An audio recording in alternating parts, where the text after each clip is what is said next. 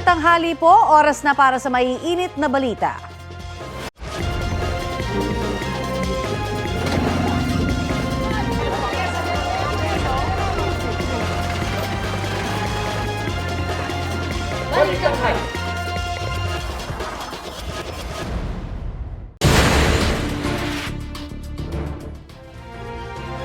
Mainit na balita, humarap sa Independent Commission for Infrastructure si Senador Mark Villar na dating kalihim ng Department of Public Works and Highways noong Duterte administration. May ulat on the spot si Joseph Moro. Joseph?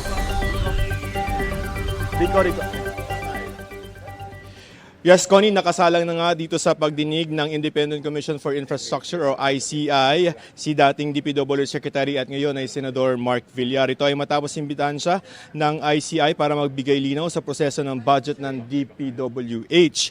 At DPWH Secretary itong si Villar sa panahon ni dating Pangulong Rodrigo Duterte noong 2016 hanggang 2022. Si Villar din ang sinasabi ni dating DPWH Bulacan District Engineer Henry Alcantara na nag-promote sa kanya bilang District Engineer noong 2019.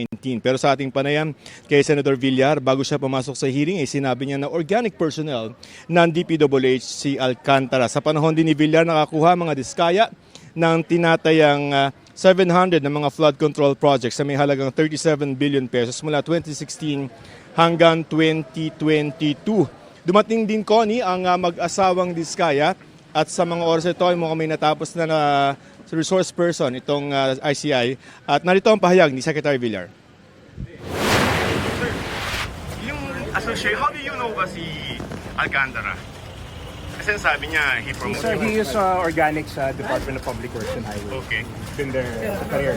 Tapos sir, how do you explain po yung medyo marami yung...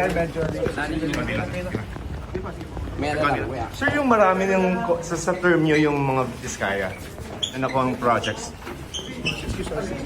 Paano yun, sir? Pati lang, sir.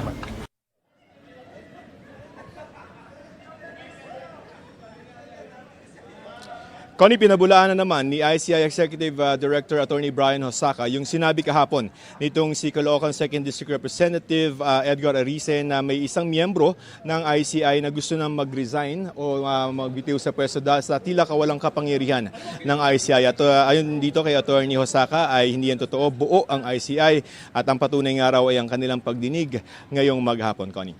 Maraming salamat, Joseph Moro. Isa pang mainit na balita, nagsampa ng reklamo si Senador Jingoy Estrada laban kay dating DPWH Bulacan 1st District Assistant Engineer Bryce Hernandez. Perjury ang isinampang reklamo ng senador sa Quezon City Prosecutor's Office. Idinawit ni Hernandez si Estrada sa umano'y kickback sa flood control project sa Bulacan. Sa pagdinig ng House Infrastructure Committee noong September 9, sinabi ni Hernandez na nagbaba ng 355 million pesos na halaga ng proyekto sa Bulacan si Estrada ngayong 2025.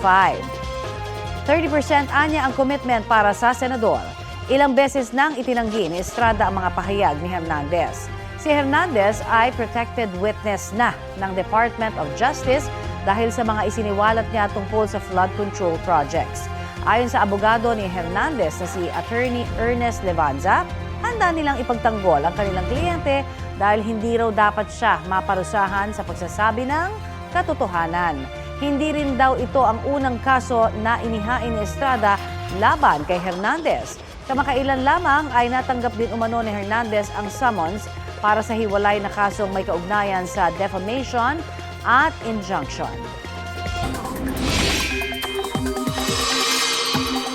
Naperwisyo ang ilang residente sa Tawi-Tawi at Sarangani kasunod po ng pagbaha roon. Sa Maasim, Sarangani, rumaragas ang bahana, may kasama pang putik ang naranasan. Sa Barangay Poblasyon, sa kasagsagaan ng pag-ulan doon, may mga sanga at bato rin pong tinangay ng baha. Pahirapan ang biyahe ng mga motorista. Sa isa pang kuha, kumpulan ang mga stranded na residente. Lumusong na lamang daw sila sa baha dahil hindi na ito kayang daanan ng sasakyan. Tumigil ang ulan kinagabihan. Wala na, nagbaha na naman ang new housing, be. Ragasarin ang baha sa ilang lugar sa Bonggao, Tawi-Tawi. Sa video ng isang residente, unti-unting pinasok ng tubig ang kanilang bahay. Baha rin sa ilang kalsada at halos mag-zero visibility rin na nagpahirap sa biyahe ng mga motorista. Pinangunahan ng Marine Battalion Landing Team 4 ang rescue operation sa mga stranded na residente. Ayon sa Pag-asa, Intertropical Convergence Zone at local thunderstorm ang nagpaulan sa Tawi-Tawi nitong mga nakaraang araw. ITZZ rin ang nagpaulan sa Sarangani Province. Nagparamdam na sa bansa ang hanging amihan o northeast monsoon. Nasa transition period na po tayo ayon sa Pag-asa. Sa ngayon, apektado ng northeasterly wind flow ang northern at central Luzon. Karaniwang nagsisimula ang panahon ng amihan sa pagitan ng huling bahagi ng Oktubre at unang bahagi ng Nobyembre. Ang amihan ay tuyo at malamig na hangin mula sa Siberia. Una itong naramdaman ng mga taga-northern Luzon. Nakapagtala ang City of Pines Baguio ng 17 degrees Celsius na minimum temperature ngayong araw. 20 degrees Celsius sa Kasiguran, Aurora. 20.2 degrees Celsius sa Malaybalay, Bukidnon, 21.2 degrees Celsius naman sa Tanay Rizal. Habang 24.5 degrees Celsius ang minimum temperature dito sa Quezon City. Bukod sa northeasterly wind, umiiral din sa bansa ang Intertropical Convergence Zone. Apektado po nito ang Palawan, Visayas at Mindanao. Samantala, isa ng tropical depression o mahinang bagyo ang binabantayang low pressure area sa Pacific Ocean. Namataan po yan mahigit 2,000 kilometro silangan ng southeastern Luzon. Taglay nito ang lakas ng hangin na aabot sa 45 kilometers per hour. Nananatiling mababa ang tsansa ng nasabing bagyo na pumasok sa PAR. Patuloy ring lumalayo sa PAR ang bagyong may international name na Halong.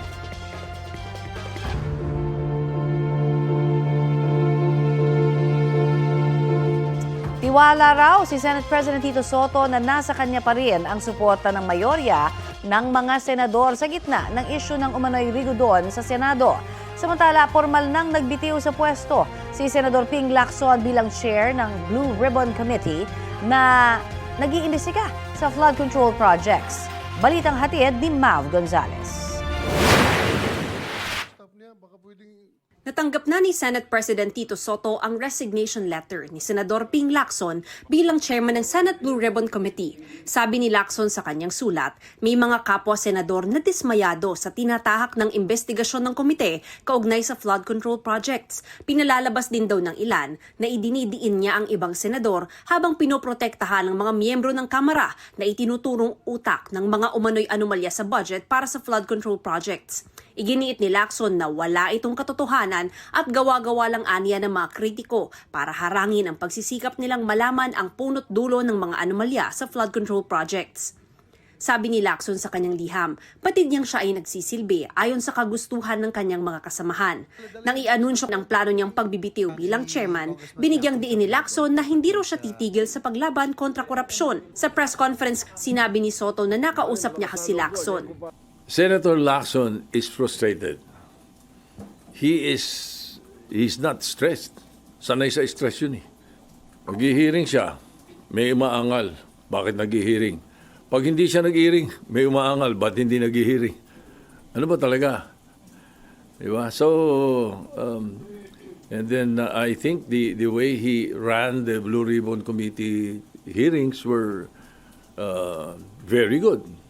The man is frustrated. I will support whatever decision he makes, and I will accept whatever decision he makes. Tinanong din si Soto kung pwedeng tanggihan ng mayorya ang pagbibitiw ni Lacson bilang Blue Ribbon Committee Chairman. Ayon kay Soto, sa pagkakaalam niya, ang resignation letter ay abisong gusto nang mag-resign ng isang opisyal. Hindi raw ito paghingi ng permiso. Umugong din ang umano'y panibagong kudeta sa Senado. Pero buo raw ang kumpiyansa ni Soto sa suporta ng Senate Majority Bloc na nagluklok sa kanya bilang leader ng Senado noong isang buwan. As far as I'm concerned, and my opinion is, the Senate is stable. Both majority and minority. Pagka nanggagaling sa social media yung kwento, hindi ka, madaling kumalat dahil social media, pero I don't see it coming from anywhere. In fact, no, the other day, nagkausap kami ni Senator Alan at nababanggit na rin yan eh. Sabi niya nga, siya mismo nagsabi sa akin, wala naman akong kinakausap kahit sino eh, sabi rin niya. Yeah, I believe him. Umikot sa social media na ang papalit umano kay Soto, si Senate Minority Leader Alan Peter Cayetano. Papalit naman umano kay Lacson bilang Senate President Pro Tempore, si Senador JV Ejercito. Sabi ni Ejercito, super fake ang post na ito. Mabilis din itong sinalag ni Deputy Minority Leader Senador Joel Villanueva. Nanggagapang bang minority para... Hindi namin kailangan siguro. It's not in a priority list. Basta walang movement. So many things that we have to think about. Sa gitna nito, ayon kay Soto, hindi na raw kailangang mag-loyalty check. Wala rin daw siyang inaasahang palitan ng liderato pag nagsesyon ng Senado sa Biyernes. Nang tanungin kung outside forces ang nagpapakalat ng umano'y kudeta, Posible. Malamang may mga nag-iintriga lang sa Senado. Sige, sapagkat pagkausap ko naman yung leadership ng minority, wala naman kaming hindi pinagkakaunawaan eh. I'm sure. kaugnay naman ng 2026 national budget na hinihimay na rin ngayon ng Senado, gusto raw nila na tanggalin na lahat ng unprogrammed funds maliban na lang sa foreign assisted projects. Ang unprogrammed funds ay yung mga proyektong mapopondohan lamang kung lampas sa target ang revenue ng gobyerno o kapag nakasecure ng dagdag na foreign funding. Ang foreign assisted projects naman ay pinupondohan ng ibang gobyerno o international organization. If possible, 100% no unprogrammed funds. We will make sure that when we discuss the budget finally on second reading, before third reading, there should be no unprogrammed funds. Mav Gonzalez, nagbabalita para sa GMA Integrated News. Kasunod ng resignation ni Senador Ping Lacson bilang chairman ng Senate Blue Ribbon Committee, pinangalanan ni Senate President Tito Soto ang mga posibleng pumalit kay Lacson. Sabi ni Soto sa panayam sa kanya ng unang balita sa unang hirit, kabilang dyan sina Senador JV Ejercito, Raffy Tulfo, Pia Cayetano, Kiko Pangilinan at Risa Ontiveros. Pag-uusapan niya sa ipinatawag ni Soto na caucus sa mga miyembro ng majority bukas ng tanghali. Kwento ni Soto, sinubukan pa niyang kumbinsihin si Lacson na huwag ituloy ang pagbibitiw bilang Blue Ribbon Committee Chairman pero ipinasa pa rin ni Lacson ang kanyang resignation letter. Ito ang GMA Regional TV News. Mainit na balita mula sa Luzon, hatid ng GMA Regional TV. Bumigay ang Pigatan Bridge sa Alcala, Cagayan. Chris, anong sanhi daw ng pagbagsak nito? Connie, bumigay ang tulay matapos dumaan ang ilang truck na puno ng palay at mais. Ayon sa Department of Public Works and Highways, 3 truck na tig 50 tonelada ang bigat ang sabay-sabay na dumaan sa tulay. Kahit na 18 tonelada lang ang kapasidad nito. Maghahain ng reklamo ang Cagayan Provincial Government laban sa mga may-ari ng mga dumaang truck.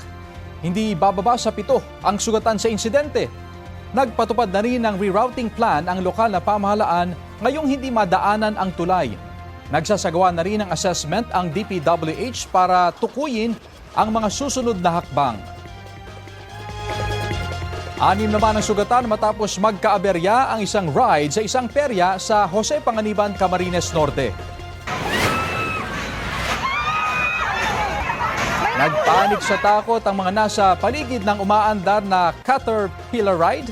Sumigaw ang ilan sa kanila para pahintuin iyon. Tumila po na ang ilan sa mga sakay nito at naipit pa sa railing sa gilid. Magkakamag-anak ang 6 na sugatan, kabilang na ang ilang bata. Base naman sa investigasyon, nakalas ang railing ng Caterpillar ride kaya nahulog ang ilang sakay. Nagkaareglo naman ang pamunuan ng peryahan at ang mga biktima matapos sagutin ang pagpapagamot sa kanila sa ospital. Pansamantalang ipinasara ang perya. Tiniyagan lang ulit itong mag-operate matapos na inspeksyonin ng Jose Panganiban Engineering Office.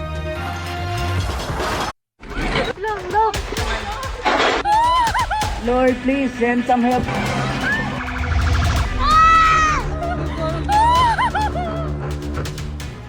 Abot sa mahigit 138 million pesos na ang halaga ng naipaabot na tulong ng gobyerno sa mga nilindol sa Cebu. Sa latest na datos ng National Disaster Risk Reduction and Management Council, halos 166,000 na pamilya o katumbas ng mahigit 600,000 na residente ang naapektuhan ng pagyanig.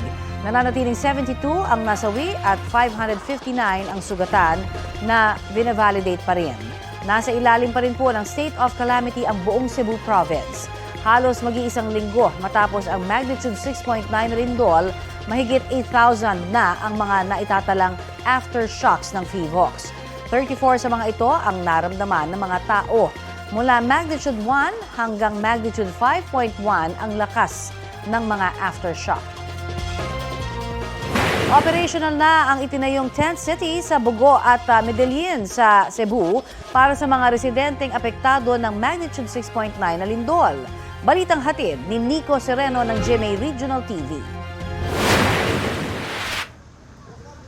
Itinayo na ang tent city sa Bugo City sa Cebu. Alinsunod sa kautusan ni Pangulong Bongbong Marcos. Nakita ng Pangulo na hindi agad ma-relocate ang mga nawala ng tirahan dahil sa lindol, kaya't kailangan ang tent city. Ininspeksyon ito ni na DPWH Secretary Vince Dizon, Tourism Secretary Cristina Frasco at Philippine Red Cross Chairman Richard Gordon. 2,500 tents ang ilalagay rito sa Barangay Cogon. Lalagyan din ng water station, sanitation facilities at iba pang amenities. Mula Bugo, dumiretso ang mga opisyal sa bayan ng Medellin kung saan may itatayo ring tent city. Mas maliit at nasa 200 tents ang itatayo sa Medellin. Kumpleto pa rin sa mga kinakailangang amenities katulad na lang ng supply ng tubig. Kawawa naman kasi, di ba, yung mga kababayan natin that are currently nasa roads or nakakalat, di ba, kawawa sila from the elements. So the LGU will be handling that. It's a complete city practically. You have a medical, although the mayor already has not too far away from here, a health center. Yung mga triage, yung mga sumasakit kagad siya, magagamot dito. First, we will start with those families na permanently yung bahay nila na damage talaga. And then second po, we will also try to may report kasi second na yung sa PhilVox, there was a new fault line. So we will try to convince or maybe force evacuate those residing along the fault line. Nico Sereno ng GMA Regional TV nagbabalita para sa GMA Integrated News. Mainit na balita, sa ikalawang sunod na buwan, bumilis ang inflation o bilis ng pagtaas ng presyo ng mga produkto at serbisyo sa bansa. Sabi ng Philippine Statistics Authority, 1.7% ang inflation rate nitong Setyembre. Higit na mas mabilis kumpara sa 1.5% noong Agosto. Ang inflation nitong Setyembre rin ang pinakamabilis na inflation sa loob ng 6 na buwan. Ayon sa PSA, nakaambag sa pagbilis ng inflation ang mabagal na pagbaba ng presyo ng gasolina, pati ang mabilis na pagtaas ng presyo ng diesel. Nakaambag din po sa pagbilis ng inflation ang mas mabilis na pagtaas ng presyo ng gulay at mas mabagal na pagbaba ng presyo ng bigas. Ang inflation nitong Setyembre ay pasok sa 1.5% hanggang 2.3% projection ng Bangko Sentral ng Pilipinas. Patuloy raw na imomonitor ng BSP ang mga pagbabagong nakakaapekto sa inflation at paglago ng ekonomiya.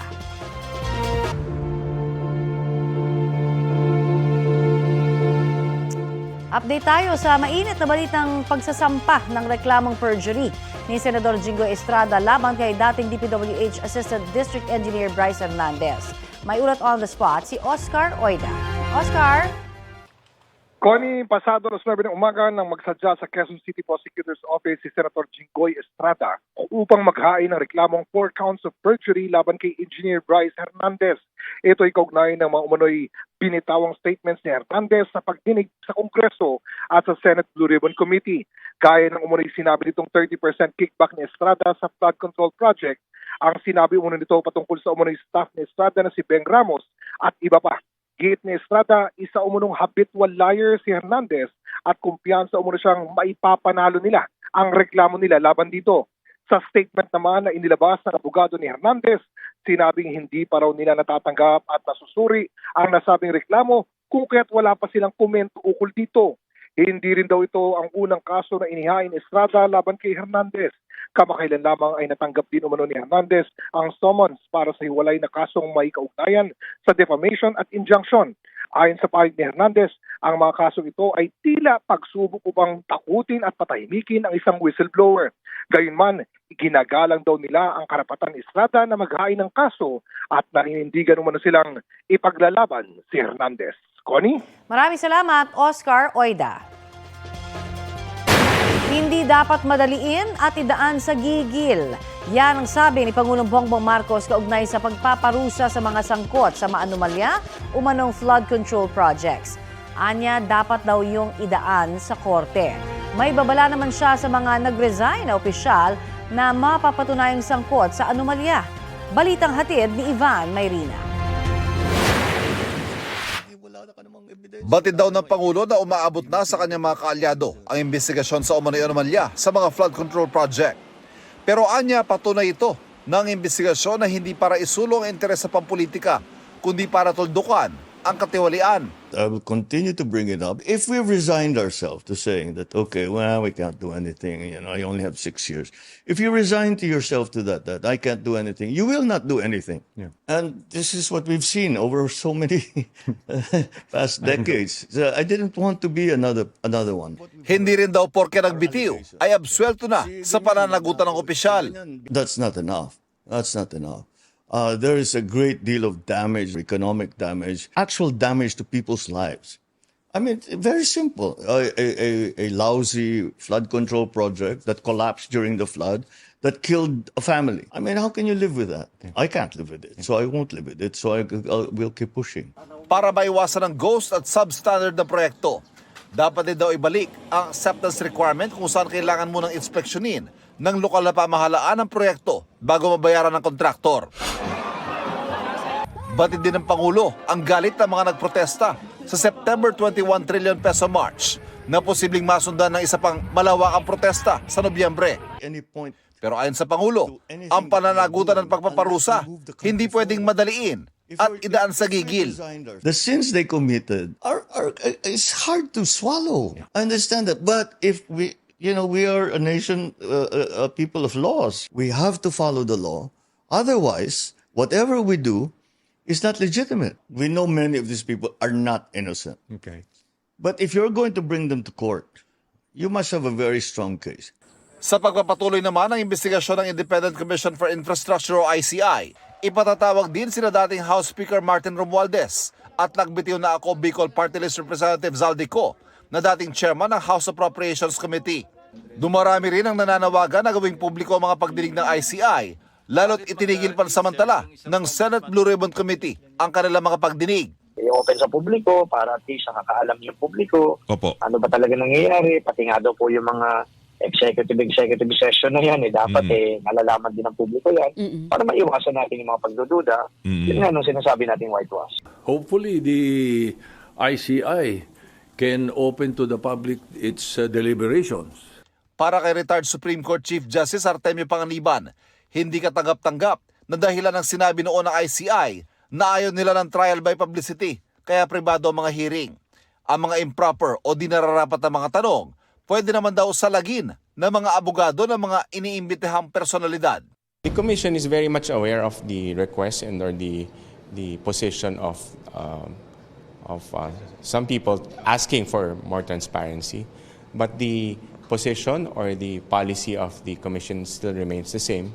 Ayon sa ICI, isinapubliko naman nila ang naunang findings na inihain sa Ombudsman. So no change? Right now, there's none. Ivan Mayrina nagbabalita para sa GMA Integrated News. Itinanggi ng Philippine National Police na may panawagan sa kanila mag-withdraw ng suporta kay Pangulong Bongbong Marcos. Sabi ni PNP Acting Chief Police Lieutenant General Jose Melencio Nartates Jr., walang kumausap sa kanyang staff, maging sa mga regional director tungkol dito. Kung mayroon man daw, mangungumbinsi raw siyang huwag na itong ituloy. Wala raw siyang nakikitang basihan para patalsikin si Pangulong Marcos. Sinabi yan ni Nartates kasunod ng pag-amin ng Armed Forces of the Philippines na may ilang retiradong sundalo na nananawagang mag-withdraw ng suporta ang militar sa presidente. Tiniyak naman ni AFP Chief General Romeo Browner Jr. na walang sumang-ayon sa kanilang hanay. What if, sabi nga natin, mauna ka na? Total, aminado ka, politicians are suspects, kasama ka, ikaw ang umamin, ikaw pa lang ang umamin, edi, ikaw ay suspect.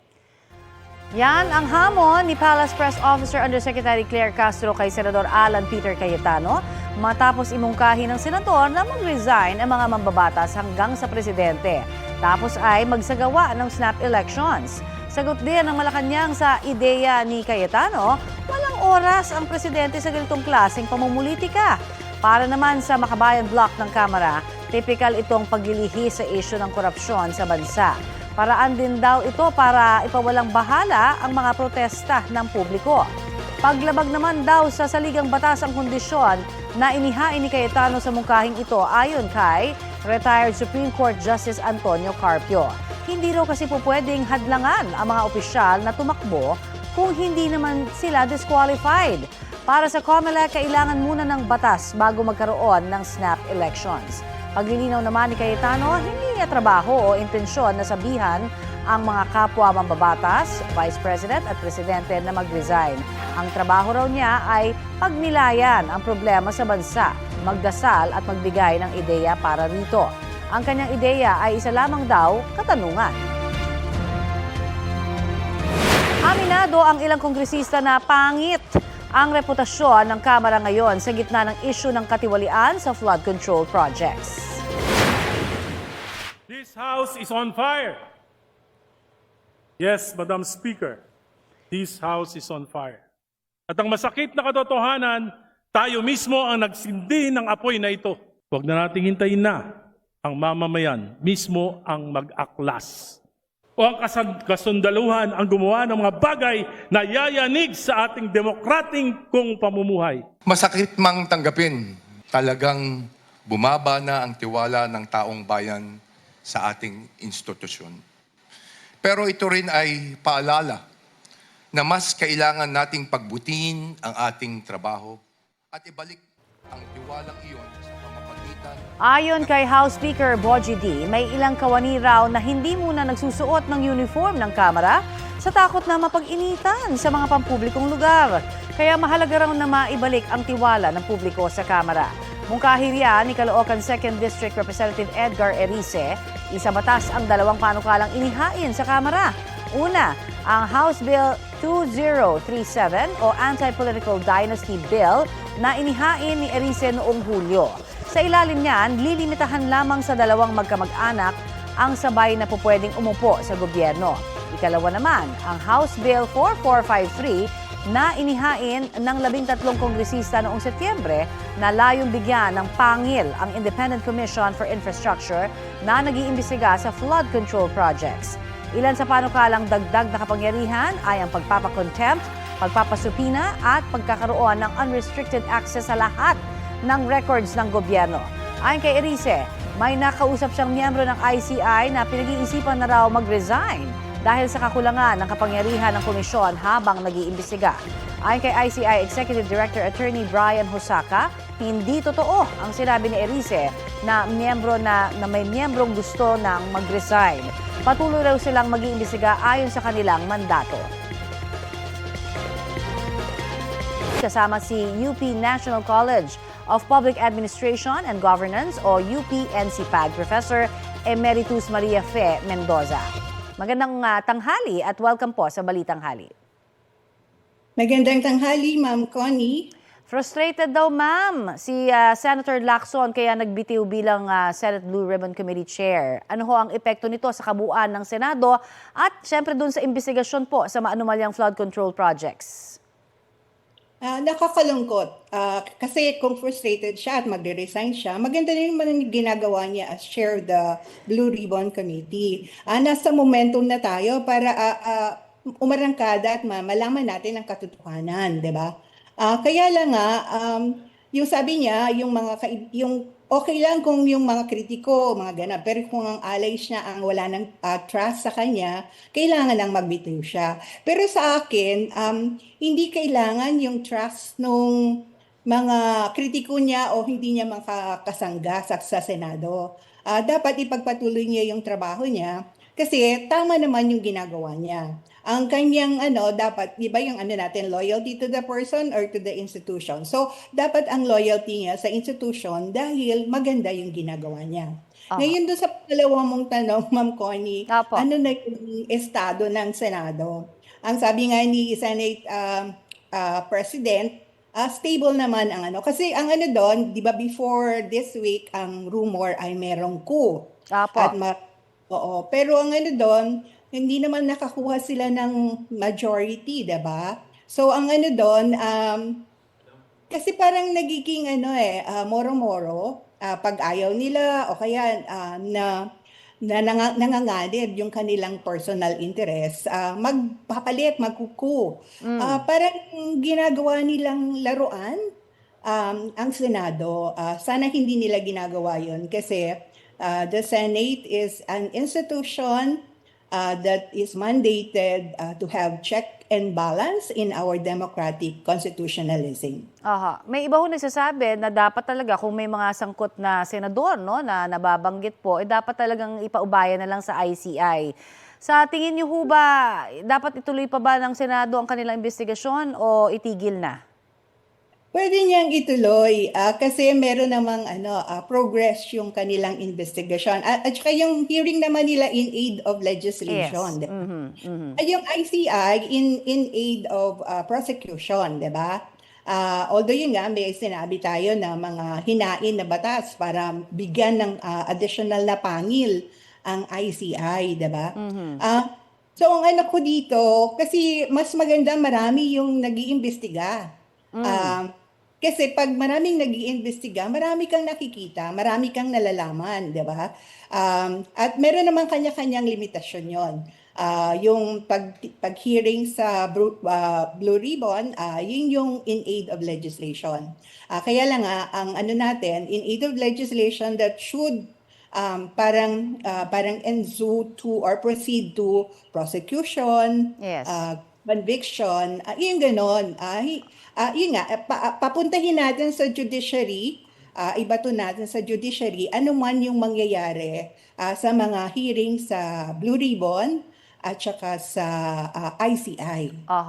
On that note, sinabi rin naman ho ni Senate President Soto na mas matindi daw kung si Senator Lacson ay hindi na committee chair dahil mas makakapagtanong at based on his talagang hong matindi ho ang kanyang research so baka mas makabuti pa nga daw kung hindi siya yung chairman ng Senate Blue Ribbon Committee. Ano po ang inyong reaksyon diyan? Pero contingent yun, Ma'am Connie, kung sino yung magiging chair Blue Ribbon Committee, 'di ba? Kasi kung di ba pina-float si J.V. Ejercito, Pia Cayetano, si Kiko Pangilinan, at saka si Risa Ontiveros. And Raffy Tulfo po. And Raffy Tulfo, kasi vice siya, di ba? Yes. So, depende kung sino yung magiging chair ng Blue Ribbon. I see. Okay. Sa tingin ho ninyo, patungkol ho ito dun sa sinabi po ni Senator Cayetano tungkol sa snap elections, may sapat bang dahilan para magkaroon po ng snap elections at posible bang mangyari talaga ito sa kasalukuyang lagay po ng bansa? Walang sapat na dahilan. I'm not a lawyer, pero ang sabi nga natin doon sa ating pagsasaliksik, wala talagang legal basis. At saka yung mga conditions niya, wala siya doon sa provisions for the qualification of mga candidates for Hindi, tsaka bakit tayo mag-i-snap election? Mag-focus tayo dun sa accountability ng mga nangurakot ng pera ng bayan. Kasi parang, di ba, bakit ka mag-i-snap election ngayon? Umiinit na ba? O nasusunog na ba kayo? At ang feeling ninyo ay lalapit na sa inyo yung katotohanan. So parang, wag ganon. Pagpatuloy natin yung mga pag-iimbestiga, pagsusuri, para malaman natin yung katotohanan at yung mga nangurakot should be held accountable. Alright. At pakipaliwanag lamang po, gaano ba talaga kahalaga yung magiging papel po ng susunod na ombudsman sa gitna po ng mga alegasyon ng korupsyon ng ilang politiko natin? Yung ombudsman ay napaka-importante kasi siya yung may mandato para mag-prosecute ng mga erring public officials. Dapat isa katuparan niya, yung public office is public trust, no? So ang ano doon, kasi yung dati kasi 'di ba parang medyo malaki ang dissatisfaction ng karamihan kasi ang dami niyang ginawa na pabor doon sa mga Sanbeda law batchmates nila or ano, 'di ba? Parang bakit binaon ang katotohanan sa mga korupsyon at mga katiwalian sa gobyerno, 'di ba? Pinagbawal niya yung paglabas ng salin, 'di ba? Yung mga ganun na na mga measure that will ensure that people know whether may ill-gotten wealth o merong katiwalaan na ginagawa. So, importante na yung susunod na ombudsman ay isip at isa puso yung kanyang mandato na isulong ang ethical public service at yung trust natin sa public kasi ngayon ang daming erosion of public trust in public institutions. Alright. So, kailangan ang ombudsman na susunod ay gagawa ng kanyang paraan para ma-restore ang public trust in public institutions. Maraming salamat po sa inyo pong oras na ibinahagi sa amin dito sa Balitang Hali, ma'am. Thank you. Salamat, Ma'am Connie. Yan po naman si UP and si PAG, Professor Emeritus Maria Fe Mendoza.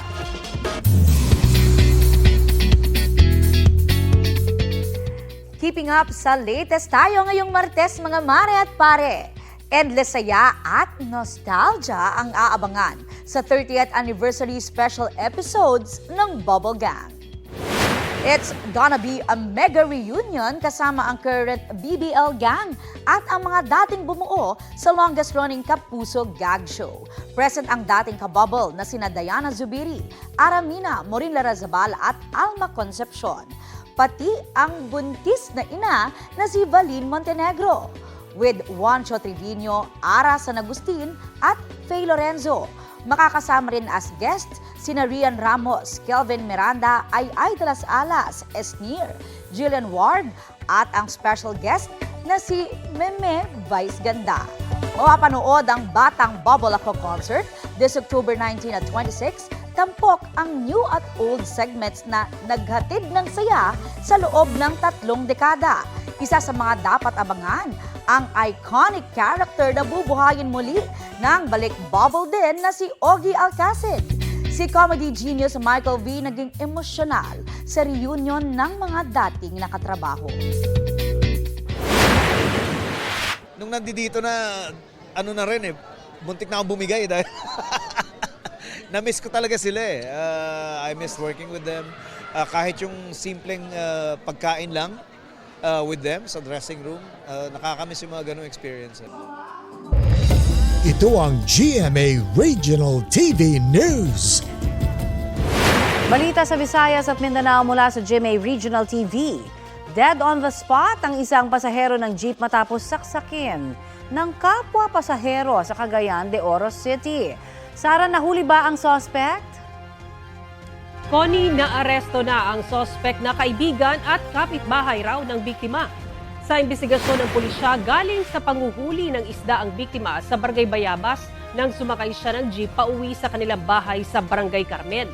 Nasa loob na noon ng jeep ang suspect na biglang nanaksak sa leeg. Nawalan ng malay ang biktima at nahulog sa kalsada habang umaandar ang jeep. Bago ang pananaksak, napag-alaman ng mga otoridad na minamanmanan na ng suspect ang biktima habang nanguhuli ng isda. Nahuli sa follow-up operation si alias Jackson na naharap sa reklamong murder. Wala pa siyang pahayag. Ayon sa pulisya, posibleng personal na galit ang motibo sa krimen. Libo-libong canister ng peking insecticide ang nakumpiska ng NBI sa isang warehouse sa Valenzuela. Balitang hatid ni John Consulta. Bit-bit ng search warrant. Pinasok ng NBI Intellectual Property Rights Division ang bahay na ito sa Valenzuela City. Sa loob, tumambad ang libu-libong canisters ng mga pinaking brand ng insecticide na ibinibenta sa merkado. Ayon sa NBI, lumapit sa kanila ang lehitimong kumpanya at isinumbong ang pamimeke sa kanilang produkto. Matapos makapagsagawa ng surveillance at test buy, nag-apply sila ng search warrant para mapasok ang property. Yung counterfeit product po na insecticide na ibinebenta nila, inilalako po nila through online. Kung saan nakikita po ito ng mga ating mga consumer at inaakala po nila na original. So binibili po nila sa mas murang halaga. Aabot ng 13,000 canisters ng pinekeng insecticide ang nakumpiska sa loob ng warehouse na ang ilan ay i-deliver na dapat sa pamamagitan ng courier sa iba't ibang lugar sa bansa. Since peke po ito, hindi po ito dumaan ng quality control. Hindi po natin alam kung ano yung components na ginamit dito, makakapagdulot po ito ng kapahamakan sa publiko. Kinumpiska na ng NBI ang mga peking insecticide. Paalala ng NBI. Paalala lang po ng ating direktor, umiwas po at huwag na sanang sumugal sa mga peking produkto upang maiwasan po natin na mas mapamahal pa o mapahamak. John Consulta, nagbabalita para sa GMA Integrated News. Panalo ng bronze medal si Pinay weightlifting Olympian Elrin Ando sa 2025 IWF World Championship sa Norway. Nakuha po yan ni Elrin sa clean and jerk event ng women's 63 kg. Sa kanyang huling attempt, nabuhat pa niya ang 133 kilograms. Gold medalist naman sa kompetisyon ang pambato ng North Korea, habang silver ang Canada. Sa overall standings, pang-apat si Elrin na may total lift na 231 kilograms. Good job, Elrin! Binabaybay ng dalawang sasakyan niyan ang pakurbang bahagi ng Trans Central Highway sa barangay Kansomoroy sa Balamban, Cebu. Maya-maya, biglang binangga ng pick-up ang sasakyang sinusundan nito. Bumaliktad ang nabanggang sasakyan habang dumiretso sa pader ang pick-up. Tumilapon din po ang mga pasahero sa likod ng pick-up. 11 ang sugatan sa aksidente. Sa investigasyon ng pulisya, patungong Northern Cebu ang pick-up para maghatid ng relief goods sa mga kaanak na biktima ng lindol. Pauwi naman sa Balamban ang bumaliktad na sasakyan. Sabi ng mga otoridad, nawala ng preno umano ang pick-up na sanhi ng insidente. Depensa naman ng pick-up driver, hindi umano niya kabisado ang daan. Patuloy na nagpapagaling sa ospital ang mga sugatang biktima.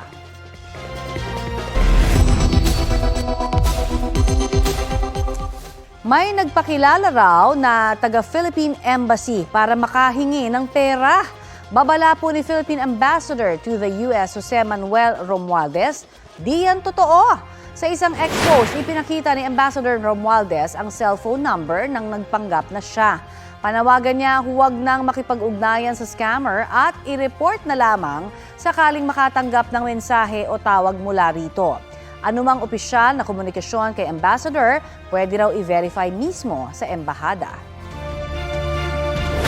12 bahay ang nasunog sa barangay Bagong Pag-asa sa Quezon City kagabi.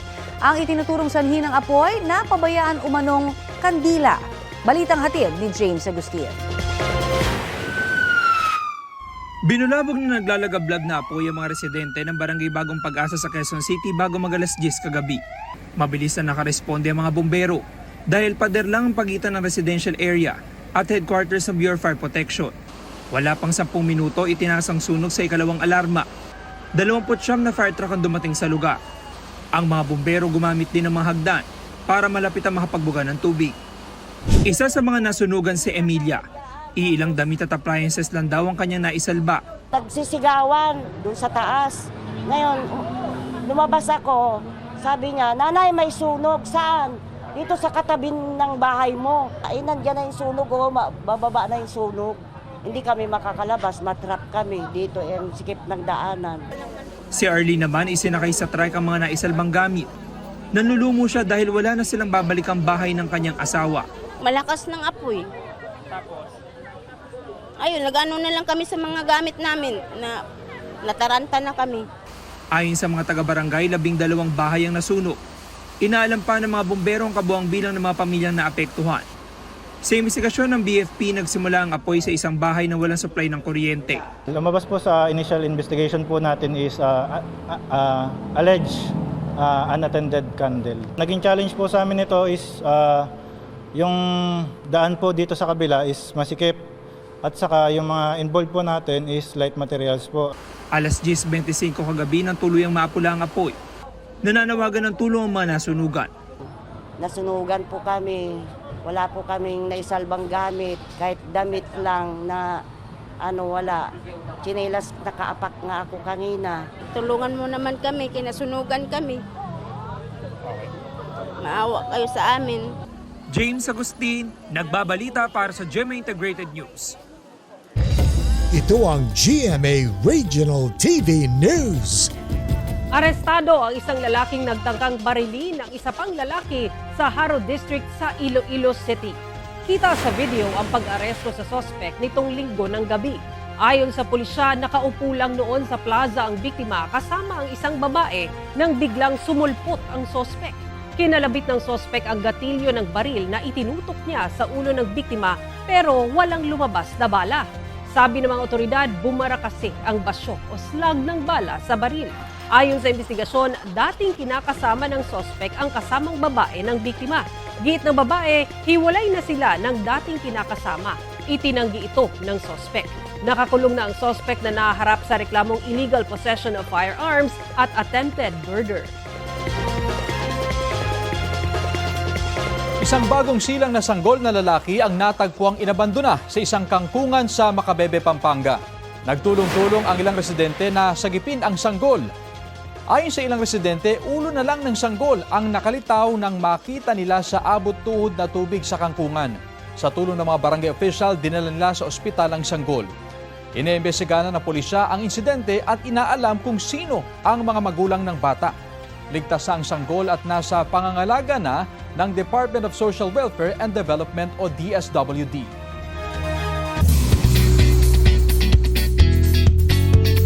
Love wins. Diyan si sentro ang Cinemalaya Film 2025 entry na Open Endings. Bida riyan, sina Kapuso stars Clea Pineda at Jasmine Curtis Smith. Umiikot daw ang kwento nito sa ex-girlfriends na naging instant best friends. Share ni Clea, dapat mapanood ng viewers ang film para malaman kung bakit Open Endings ang title nito.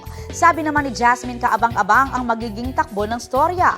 Full support naman sa premiere night ng Open Endings si National Artist for Film and Broadcast Arts at GMA Entertainment Creative Consultant Ricky Lee. Bumili sa isang tindahan ng lalaking yan sa Rizal, nagbigay po siya ng 500 para sa biniling sigarilyo. Nang ibigay ang sukli na tig-100 piso, kinuha ito ng lalaki at pansining may inihiwalay siyang isa. Sabay balik ng iba pang cash. Nagbago raw ang kanyang isip at hindi na bibili, kaya niya ibinalik ang pera at sigarilyo. Nang ibigay na ang kanyang 500 piso, binulsan niya ito at pinabarya naman ang tinangay niyang 100 piso. Mga kapuso, mag-ingat po tayo sa ganyang modus para wag maging biktima. Bukod sa insidenteng yan, may 2 pang hiwalay na insidente sa 2 magkaibang tindahan na nahulikam din ang sospek. Naaresto ang lalaki matapos masita sa isang checkpoint sa bayan ng Halahala dahil wala siyang suot na helmet. Arestado rin po ang kanyang live-in partner na kanya umanong kasabwat. Tumanggi silang magbigay ng pahayag.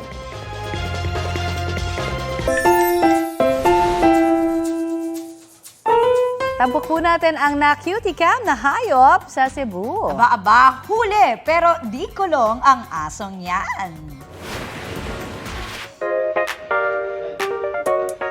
Dance practice pa lang pero all out na ang grupong yan sa Lapu-Lapu City. Mamaya, miksena na ho sa frame ang isang asosasyon. Hanggang ang isa sa mga aso, tinangay ang cellphone na ginagamit ng grupo sa pag-video. Panalo ang style ng pananalisi dahil kinuha ang mismong ebidensya. Maagap naman ang dancers at nabawi ang cellphone mula sa unexpected na snatcher. Ang video, mahigit 1 million na ang views. Trending! Talagang baka may kasabot. May kasabot itong Magna. Oh. At ito po ang Balitang Hali. Bahagi kami ng mas malaking misyon. 79 na araw na lang, Pasko na.